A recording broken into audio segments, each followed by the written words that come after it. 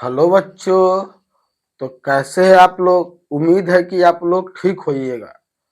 मैं आज आप लोग को आप ही लोग के चैनल किंगडम क्लास पे आप लोग को मैं केमिस्ट्री का चैप्टर नंबर 1 का सेकेंड लेक्चर देने जा रहा हूँ।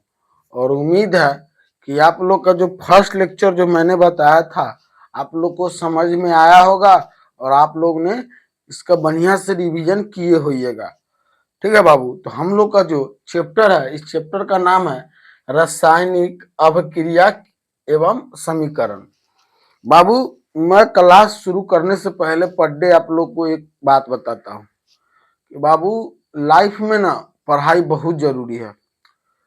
क्योंकि अगर आप नहीं पढ़िएगा तो आप लोग को, जिसे आप लोग कभी नोटिस किए हैं कि जो मेरे माता पिता होते हैं उनको ना अपने बच्चे से बहुत उम्मीद होता है। जो अपने लाइफ में वो लोग कुछ कुछ पूरा नहीं कर पाते हैं, वो सारी सपना अपने बच्चों में देखने लगते हैं। तो हम लोग का बाबू कर्तव्य ये होता, कर्म होता ये है कि बाप मतारी को हर एक जो माता पिता जो या पेरेंट्स जो होते हैं उनका हर सपना पूरा करे, चाहे जिस हाल में करे। देखिए, बहाना करने से बाबू कुछ नहीं होता। जैसे आप बहाना कीजिएगा कि मेरे पास वो सुविधा नहीं, बाबू ऐसा कुछ बात होता नहीं है। आप जहाँ पे भी है, जिस हालत में भी है, अगर आप मान लीजिए बहाना कीजिएगा तो क्या मतलब वो आपका समय रुक जाएगा? नहीं रुकेगा बाबू। ये जो समय जो है ये हमेशा अपनी रफ्तार से भाग रही है। तो हम लोग को समय के साथ ही पलायन करना है। पलायन का मतलब होता है बाबू चलना, पतन, मतलब उसी के अनुसार हम लोग का जीवन यापन करना। तो कोई चीज समय पे नहीं टालना चाहिए, मेहनत खुद से करना चाहिए बाबू। कलम में बहुत ताकत होती है। तो इसीलिए बाबू पढ़ाई बहुत जरूरी है। जिस हाल में है, जहाँ पे भी है, कोई बहाना नहीं, पढ़िए। जरूरी नहीं कि आप इसी पे पढ़िए चाहे यहीं पे पढ़िए, कहीं पे भी आप लोग पढ़िए, दुनिया के कोनो कोना में पढ़िए, लेकिन ईमानदारी से बाबू मेहनत कीजिए। बिना मेहनत के बाबू इस दुनिया में कोई चीज संभव है ही नहीं। और पढ़ाई का मतलब ये नहीं होता है कि हम जॉब कर ले या कोई पदाधिकारी बन जाए, ऐसा कुछ बात। नॉलेज के लिए आप पढ़ाई को यूज कीजिए या प्रयोग कीजिए अपने दैनिक जीवन में। पढ़ाई बहुत जरूरी है, ठीक है ना। और आने वाली दुनिया में बिना पढ़ाई के बाबू कुछ चीज संभव है नहीं। तो चलिए, बातें कम और पढ़ाई थोड़ी ज्यादा हो जाए, तो इसीलिए आज हम लोग पढ़ेंगे। जैसे आप लोग उस दिन हम पढ़ाए थे कि विज्ञान क्या है, विज्ञान की प्रकार कितना होती है, उसके बाद पदार्थ के बारे में पढ़े थे, पदार्थ के प्रकार पढ़े थे, तत्व यौगिक मिश्रण हम लोग पढ़े थे। उसके बाद हम आप लोग को बताए थे पदार्थ के बारे में, तत्व के बारे में, तत्व कितने प्रकार की होती है, ये सारी चीज हम आप लोग को बताए थे। तो चलिए, बिना अथी किए अब हम लोग डायरेक्ट चैप्टर में आते हैं। बाबू, जो ये जो चैप्टर है रासायनिक अभिक्रिया एवं समीकरण, इस चैप्टर से आप लोग को 5 नंबर से क्वेश्चन पूछती है। या तो आप लोग को संतुलित और असंतुलित करने के लिए सवाल पूछेगा, या तो अंतर पूछेगा, समझ गए। और एक अगर मान लीजिए संतुलित असंतुलित 2 से 3 नंबर के पूछती है आप लोग को इस चैप्टर से, या आप लोग से संतुलित असंतुलित बाबू फिक्स है कि इस चैप्टर से आप लोग से पूछेगा तो पूछेगा। हम ऐसा ट्रिक बताएंगे कि आप जिंदगी में कभी संतुलित और असंतुलित करना नहीं भूलिएगा। चलिए, उसके बाद इसमें से ऑब्जेक्टिव भी पूछ लिया जाता है, ठीक है ना। और उसके बाद इसमें से अंतर भी पूछ लेता है, जैसे दहन और श्वसन में अंतर क्या है, ये सब आप लोग को आगे हम बताएंगे। ये दहन क्या होता है, श्वसन क्या होता है, ये सब आप लोग को अंतर पूछा जाता है। या रासायनिक अभिक्रिया कितने प्रकार की होती है, ऊष्माक्षेपी, वियोजन, अपघटन, ये सब क्या होता है, सब हम लोग इसी में कवर करेंगे। तो चलिए, बिना अथी किए हुए हम लोग समझते हैं बाबू। सबसे पहले बाबू आता है हम लोग का कि रासायनिक अभिक्रिया किसे कहते हैं। सबसे पहले बाबू हम लोग को ये समझना है कि रासायनिक अभिक्रिया क्या होता है। तो एक बात हमेशा याद रखिए, ज्यादा इसको रटने की जरूरत नहीं, सिर्फ कॉन्सेप्ट को क्लियर कीजिए। बाबू, रासायनिक अभिक्रिया का मतलब होता है कि जब दो नए अलग अलग पदार्थ, जैसे मान लीजिए दो कोई अलग अलग पदार्थ है, जैसे सपोज दैट आपको हम एग्जांपल दे रहे हैं। जैसे मान लीजिए ये मेरे गिलास में मान लीजिए हम पानी लेते हैं, क्या लेते हैं बाबू, आपको हम एग्जांपल के साथ हम आप लोग को बता रहे हैं। जैसे हम आपको एक एग्जांपल दे रहे हैं बाबू, समझिए थोड़ा गौर से। जैसे आप समझिए यहाँ पे एक हम इस गिलास में पानी लिए, क्या लिए बाबू, पानी लिए। देखिए ये अलग पदार्थ है, मान लीजिए ये क्या है बाबू, अलग पदार्थ। जैसे मान लीजिए बाबू मैंने गिलास में क्या लिया, पानी लिया। अब इस पानी में बाबू एक अलग वस्तु जैसे इंक को डाल दिए, सपोज डेट। देखिए थोड़ा इंक इसमें भी कम है, ये हम डालने की कोशिश कर रहे हैं।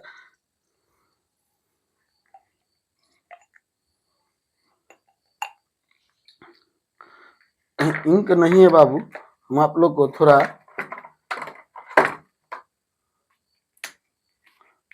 कोई अलग पदार्थ इसमें हम डालने की कोशिश करें कि आप लोग का कंसेप्ट क्लियर होगा। अब देखिए बाबू इसमें हम जो इंक जो देख रहे हैं, इंक डालेंगे। अब देखिए बाबू गौर से देखिए आप लोग, जैसे इसमें हम क्या किए हैं बाबू, पानी लिए हैं, और पानी लेने के बाद इसमें हम इंक डाले हैं।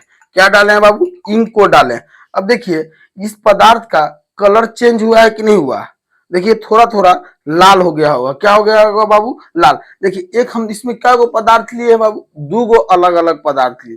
पहला जो मेरा पदार्थ जो था इसमें हम पानी को लिए यानी जल को लिए, क्या लिए बाबू, जल को लिए। अच्छा दूसरा जो मेरा पदार्थ था, दूसरा पदार्थ कौन सी लिए बताइए आप, दूसरा जो पदार्थ लिए वो कलम का इंक लिए। क्या लिए बाबू, कलम का इंक लिए। जब दो अलग अलग पदार्थ इसमें डाले हैं तो क्या हुआ बाबू, एक नए पदार्थ की निर्माण हुआ।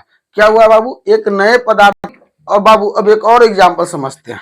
ये समझिए मेरे हाथ में एक कागज का टुकड़ा है। क्या बाबू, मेरे हाथ में एक कागज का टुकड़ा है और एक माचिस का बॉक्स है। अब समझिए हम हवा की उपस्थिति में दो अलग अलग पदार्थ का यूज कर रहे हैं। अब देखिए आप थोड़ा गौर से देखिएगा बाबू। अब हमने क्या किया कि इस पदार्थ को इस पदार्थ को मैंने क्या किया, हवा की उपस्थिति में जलाने की कोशिश किया। अभी नहीं जल रहा, थोड़ा हवा चल रहा है। हाँ हम जला रहे हैं। देखिए गौर से देखिए आप लोग समझिए। देखिए सबसे मेन चीज होता है बाबू कॉन्सेप्ट। अगर आप लोग का कॉन्सेप्ट क्लियर हो गया तो आप कोई चीज हासिल कर सकते हैं। देखिए गौर से देखिए आप लोग, देखिए आप लोग देखिए क्या हुआ कि इसको मैंने जलाया। क्या किया बाबू, इसको मैंने जलाया। अब आप लोग देखिए जैसे एक कागज लिए थे, मैंने क्या लिया था, एक कागज लिया था। अब इसको हवा की उपस्थिति में इसको हम गर्म किए यानी ऑक्सीजन की उपस्थिति में गर्म किए तो देखिए इसमें से क्या निकल रहा है, कार्बन डाइऑक्साइड निकल रहा है कि नहीं।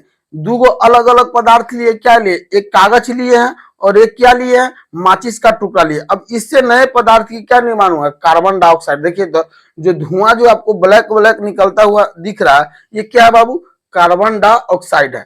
तो देखिए रासायनिक अभिक्रिया क्या कहता है बाबू, कि जब हम दो अलग अलग पदार्थ को क्या करेंगे कि एक साथ मिलाएंगे और उससे जो नए भिन्न गुण वाले, भिन्न का मतलब होता है अलग, जब अलग पदार्थ की निर्माण होगा बाबू, उसी को हम लोग क्या कहेंगे, रासायनिक अभिक्रिया कहेंगे। क्या कहेंगे, आया बाबू समझ में आप लोग को। क्या हम आपको बताएं कि देखिए जब भी क्या होता है बाबू कि जब हम दो डिफरेंस मतलब दो अलग अलग पदार्थ को क्या करेंगे, एक साथ मिलाएंगे और मिलाने के बाद जब ये एक नए गुण वाले पदार्थ की निर्माण होगी, उसी को हम लोग क्या कहेंगे, रासायनिक अभिक्रिया कहेंगे।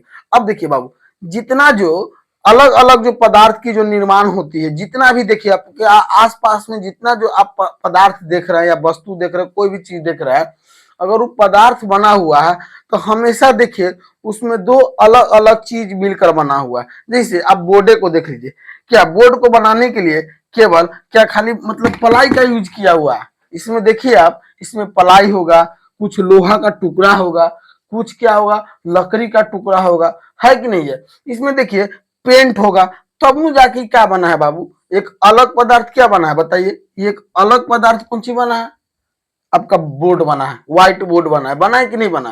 देखिए बाबू रासायनिक अभिक्रिया का मतलब होता है बाबू कि जब हम दो डिफरेंस यानी अलग अलग पदार्थ को एक साथ मिलाएंगे और उससे जो नई पदार्थ बनेगी उसे हम क्या कहेंगे, रासायनिक अभिक्रिया कहेंगे। जैसे आइए थोड़ा एग्जाम्पल में हम बताते हैं।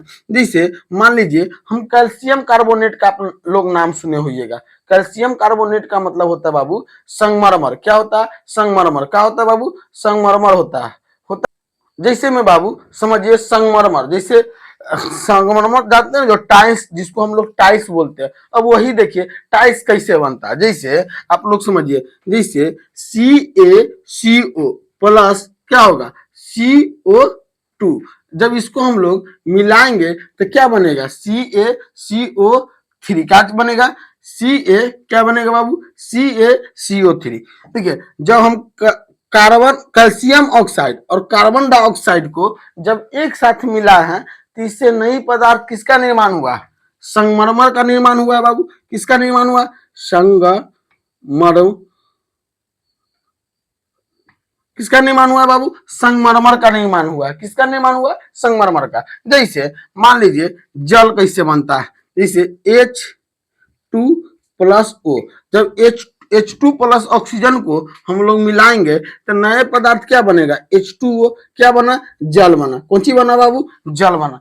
देखिए इसमें क्या है बाबू, हाइड्रोजन एक अलग पदार्थ है, ऑक्सीजन इसमें क्या है बाबू, एक अलग पदार्थ है।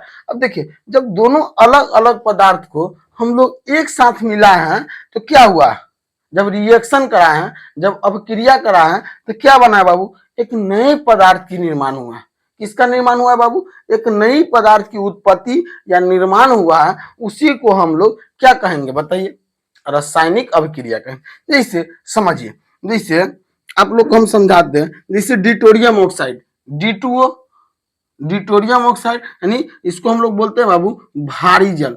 क्या बोलते हैं बाबू, भारी जल।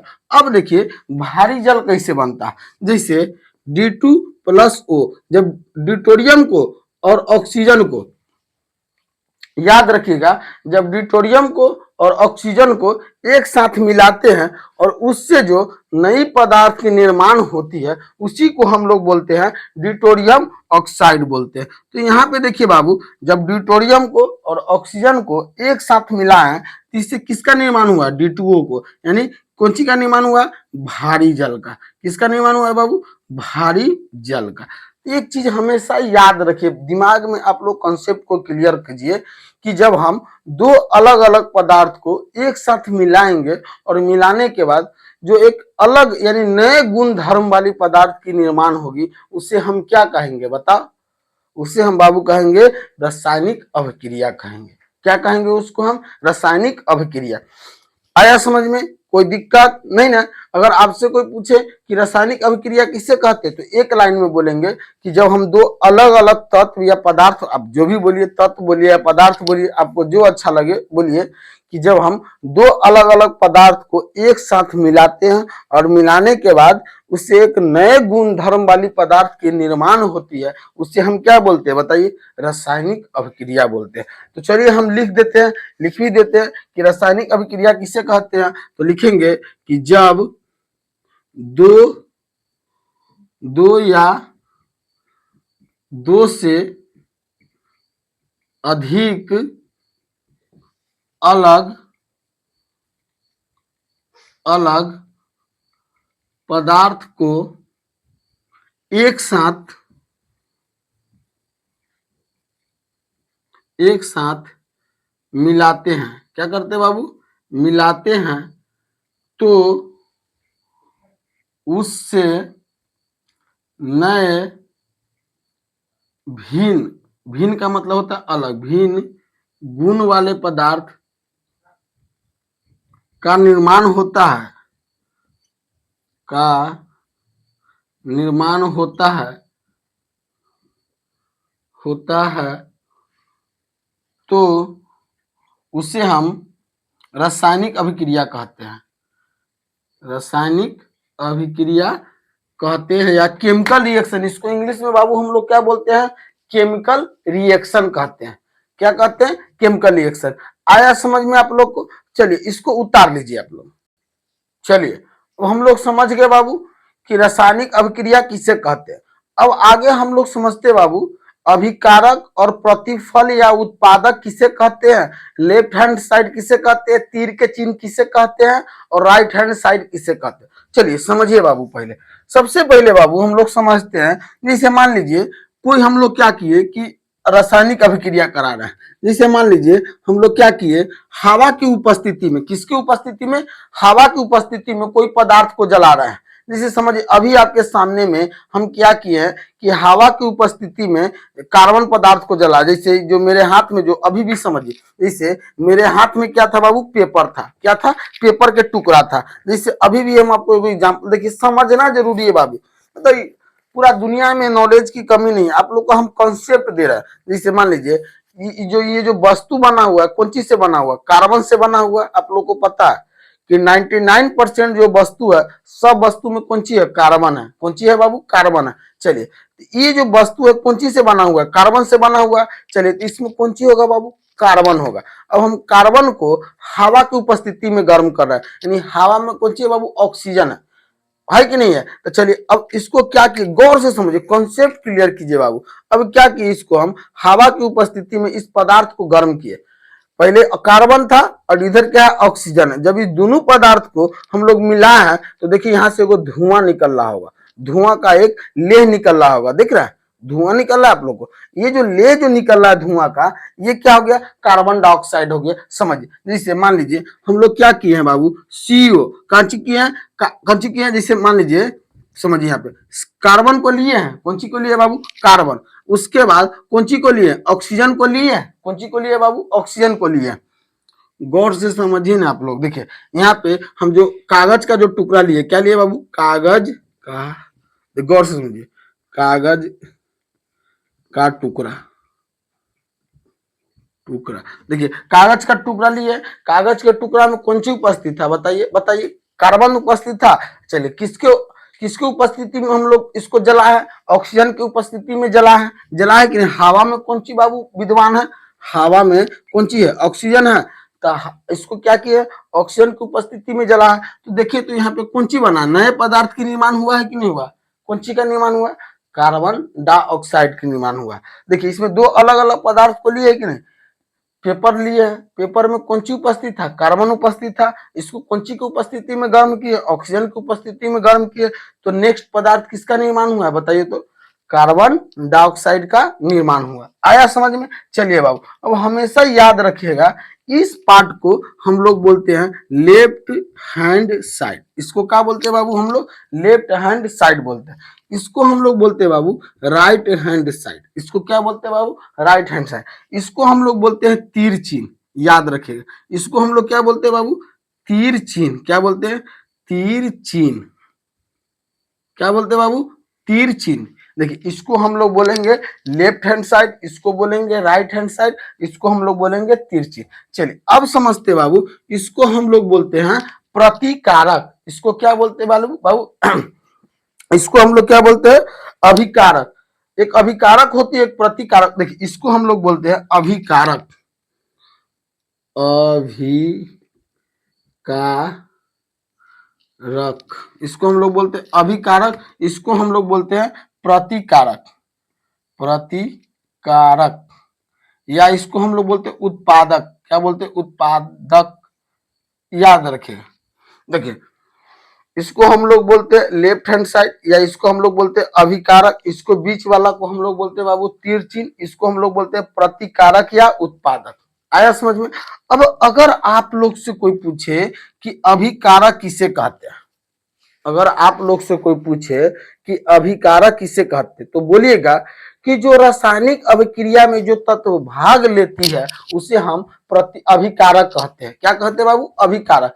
जो पदार्थ रासायनिक अभिक्रिया में, या जो तत्व रासायनिक अभिक्रिया में भाग लेती है उसी को हम लोग क्या कहते हैं बाबू, प्रति भले अभिकारक कहते हैं। देखिए ये क्या है, कार्बन डाइऑक्साइड और ऑक्सीजन क्या हुआ, देखिए तो भाग लिया कि नहीं लिया, रासायनिक अभिक्रिया में क्या लिया, भाग लिया। तो इसको हम लोग बोलेंगे अभिकारक बोलेंगे। क्या बोलेंगे बाबू, अभिकारक बोलेंगे। चलिए अच्छा, अब प्रतिकारक या उत्पादक किसे कहते हैं, रासायनिक अभिक्रिया के दौरान क्या होगा बाबू, रासायनिक अभिक्रिया के दौरान जो नई पदार्थ की निर्माण या उत्पत्ति होती है उसी को हम लोग प्रतिकारक या उत्पादक कहते हैं। कॉन्सेप्ट पहले क्लियर कीजिए।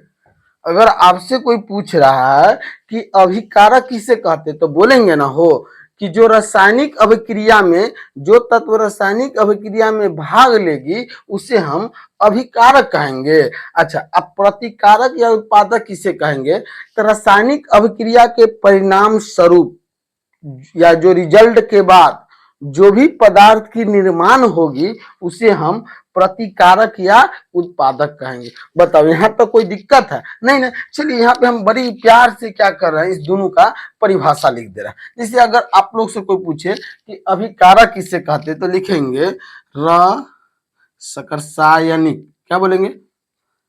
रासायनिक अभिक्रिया, अभिक्रिया में जो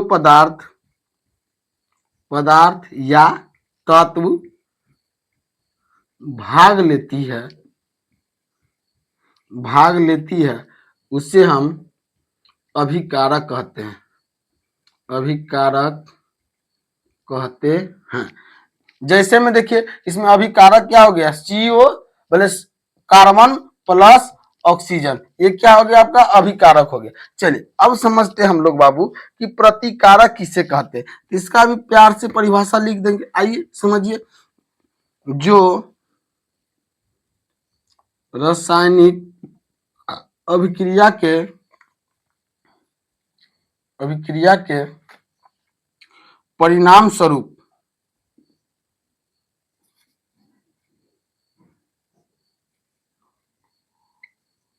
स्वरूप जो नए पदार्थ की निर्माण होती है, किसका निर्माण होती है बाबू? नए पदार्थ की निर्माण होती है, उसे हम प्रतिकारक या उत्पादक कहते हैं। उतार लीजिए इसको बाबू।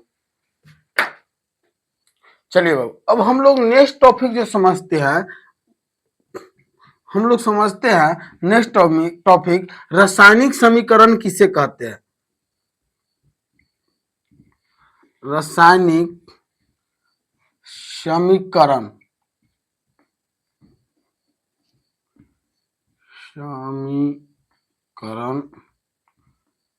किसे कहते हैं? देखिए बाबू, रासायनिक समीकरण किसे कहते हैं? देखिए समझिए, रासायनिक समीकरण किसे कहते हैं, जिसे में एग्जाम्पल में हम लोग समझते हैं। जैसे यहाँ पे लिखे ऑक्सीजन, क्या लिखे बाबू? ऑक्सीजन, ऑक्सीजन प्लस हाइड्रोजन,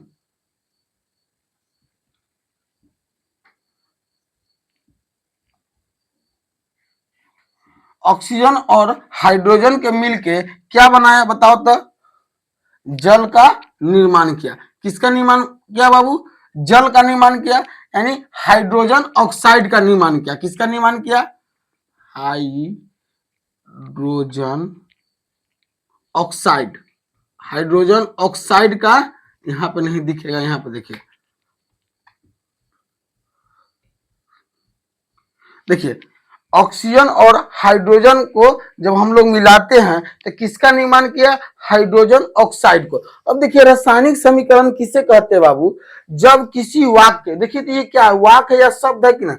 जब किसी वाक्य या शब्द को हम लोग संकेत के रूप में लिखते हैं, उसी को हम लोग रासायनिक समीकरण कहते हैं। अब देखिए, ये कोई वाक्य है या कोई शब्द है? देखिए, कोई हिंदी का ही वाक्य है या हिंदी का कोई शब्द है? ये भी देखिए, हिंदी का कोई वाक्य है या कोई शब्द? ये भी देखिए, ये कोई हिंदी का वाक्य या शब्द। अब इसी को हम लोग क्या करेंगे? संकेत में लिखेंगे। क्या लिखेंगे बाबू? संकेत में। इसको मान लीजिए ऑक्सीजन, इसको मान लीजिए हाइड्रोजन, ये दोनों क्या हो गया बाबू? संकेत हुआ। अब इसी को हम लोग क्या किए? इसको हम लोग क्या लिख दिए?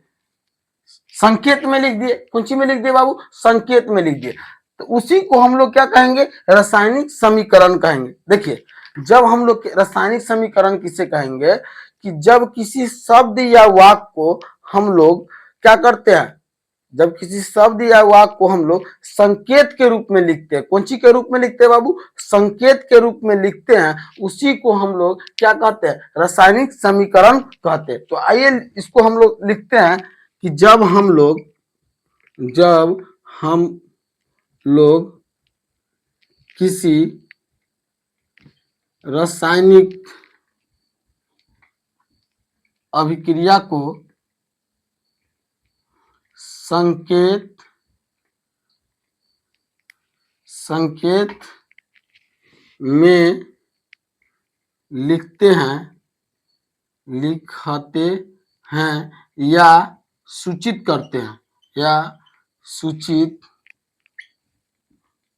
करते हैं तो उसे हम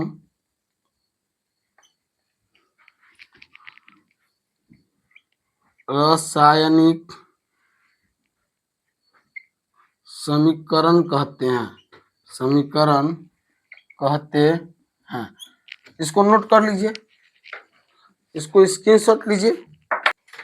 चलिए बाबू, अब हम लोग समझते हैं बाबू कि रासायनिक समीकरण जो होती है कितने प्रकार की होती है। देखिए बाबू, रासायनिक समीकरण जो आपकी जो होती है ये दो प्रकार की होती है। कितने प्रकार की होती है बाबू? दो प्रकार की होती है, याद रखिएगा। रासायनिक समीकरण आपको कितने प्रकार की होती है? दो प्रकार की होती है।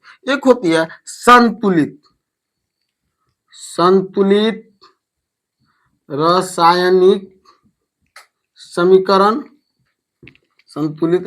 समीकरण, एक होती है बाबू असंतुलित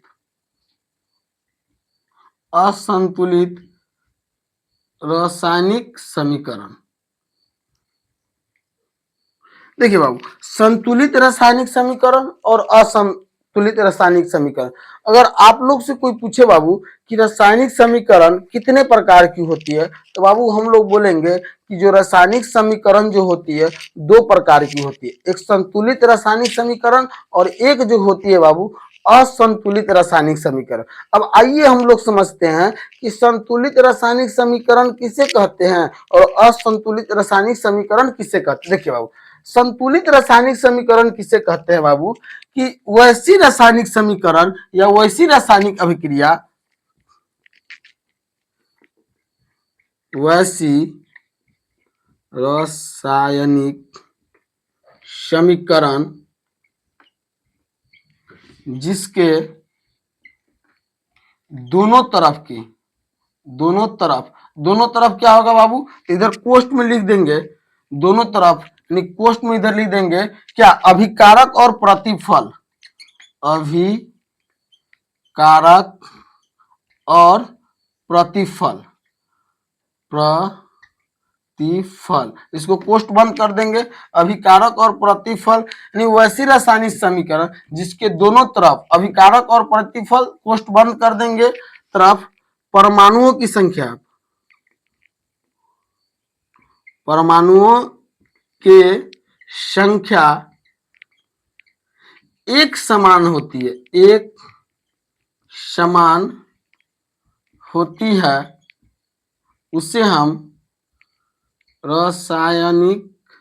संतुलित रासायनिक समीकरण कहते हैं। संतुलित रासायनिक समीकरण कहते हैं।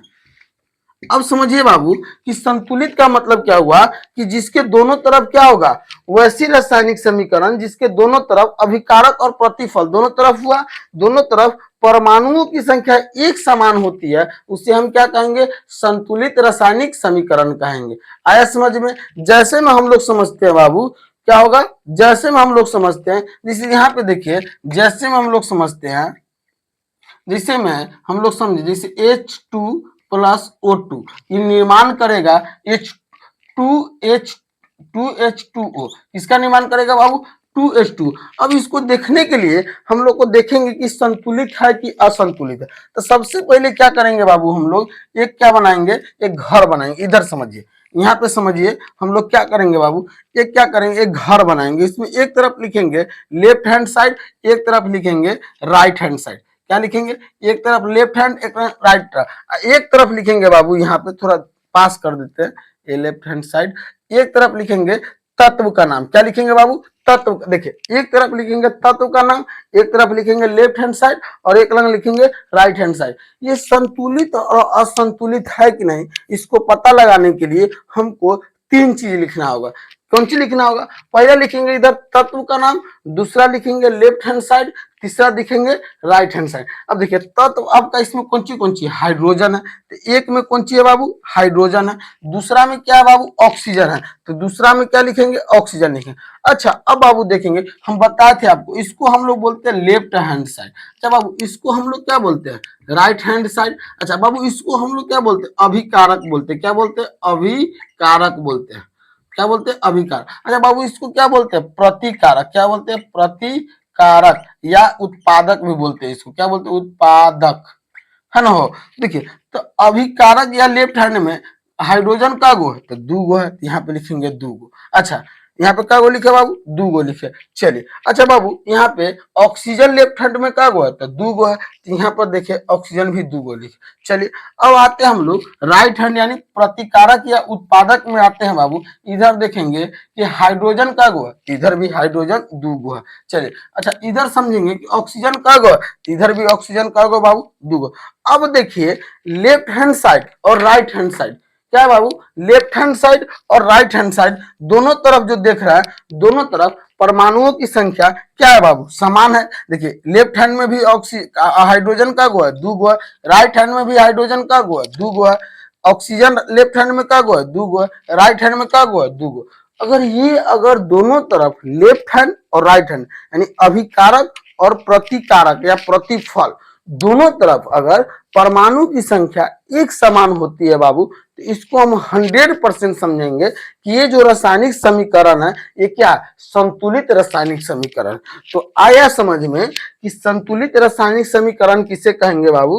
तो वैसी रासायनिक समीकरण जिसके दोनों तरफ यानी अभिकारक और प्रतिफल दोनों तरफ क्या होगा? परमाणुओं की संख्या एक समान होती है, उसे हम रासायनिक समीकरण कहते हैं। उसे क्या कहेंगे? रासायनिक, क्या कहेंगे? भले संतुलित रासायनिक समीकरण कहेंगे। उसे क्या कहेंगे बाबू? संतुलित रासायनिक समीकरण कहेंगे। चलिए आज के लिए इतना ही, फिर आगे हम लोग पढ़ते हैं कि संतुलित रासायनिक समीकरण किसे कहेंगे और असंतुलित रासायनिक समीकरण किसे कहेंगे। चलिए आप लोग का होमवर्क है, कल जो ऑफलाइन बच्चा है और ऑनलाइन भी है, आप लोग को जो बुक का जो संतुलित जितना भी जो है सबको आप लोग को बताना है बुक से। एक्सरसाइज जो 1 वाला जो है उसका पूरा बताना है कि इसमें कौन संतुलित है और कौन असंतुलित है। आप लोग को इसी पे कल बताना है हम लोग को। चलिए तो इसी के लिए यहीं पे हम मतलब बंद करते हैं, फिर नेक्स्ट पार्ट में हम लोग आपसे मिलते हैं।